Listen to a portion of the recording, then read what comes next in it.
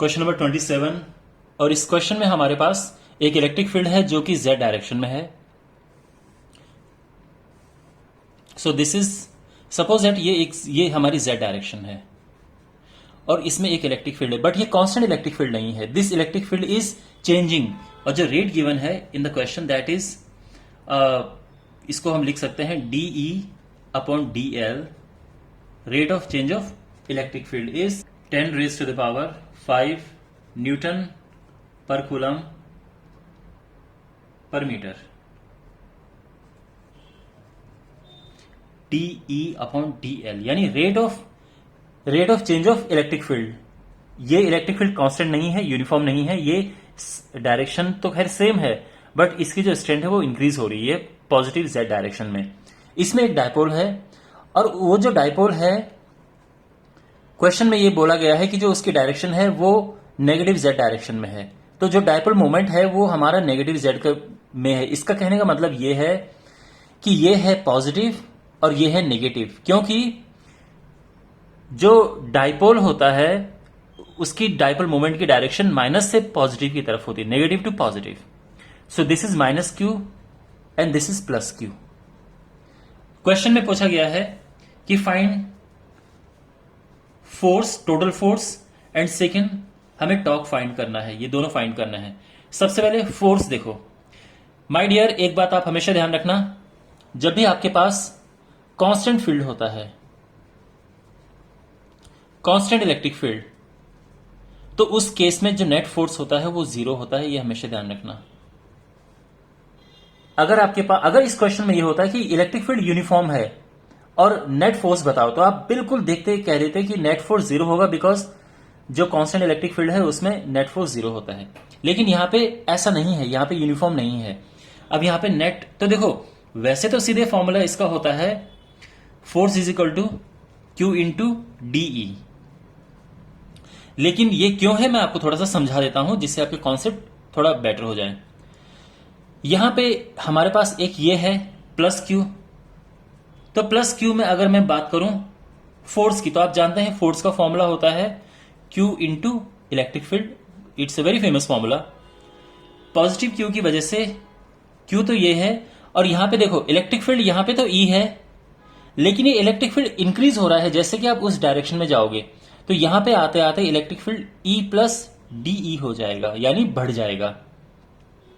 तो यहां पे जो नेट फोर्स है वो क्या होगा, E, और इसकी डायरेक्शन, क्योंकि जो पॉजिटिव चार्ज होता है वो इलेक्ट्रिक फील्ड के साथ साथ चलता है, तो इसकी डायरेक्शन होगी राइट की तरफ। राइट का मतलब हम पॉजिटिव z डायरेक्शन भी कह सकते हैं, इतना काफी है। और अब जब हम बात करते हैं -Q की, तो -Q में चार्ज तो Q है, देखो साइन मत लगाना माइनस का, लेकिन जो इलेक्ट्रिक फील्ड है वो अब चेंज है, ये यानी QE + QDE, और इसकी जो डायरेक्शन है ये वो -z की तरफ है, क्योंकि जो नेगेटिव चार्ज है वो इलेक्ट्रिक फील्ड के ऑपोजिट डायरेक्शन में उसे फोर्स लगता है। अगर हम नेट फोर्स की बात करें तो आप देख सकते हैं कि ये वाला ज्यादा है इससे, तो यानी नेट फोर्स जो होगा इसमें से इसे माइनस करो और ये माइनस करने पर आ जाएगा QDE, और इसकी फाइनल जो डायरेक्शन होगी वो -z होगी, जो मैं शुरू में लिख रहा था। तो आप चाहो तो इसको स्किप कर सकते हो, लेकिन कॉन्सेप्ट इंप्रूव करने के लिए ये बहुत जरूरी है। यहां पे जो DE है, हम थोड़ा सा यहां पे एक चीज करेंगे, DL से हम डिवाइड करेंगे और DL से ही हम मल्टीप्लाई करेंगे। उसका रीजन ये है कि Q इंटू DL जो है ये हमें पता है क्योंकि डायपोल मोमेंट होता है, और DE/dl हमारे पास क्वेश्चन में गिवन है, तो सब कुछ गिवन है। यहां पे डायपोल मोमेंट भी क्वेश्चन में गिवन है, और वो है 10⁻⁻7 कूलम मीटर।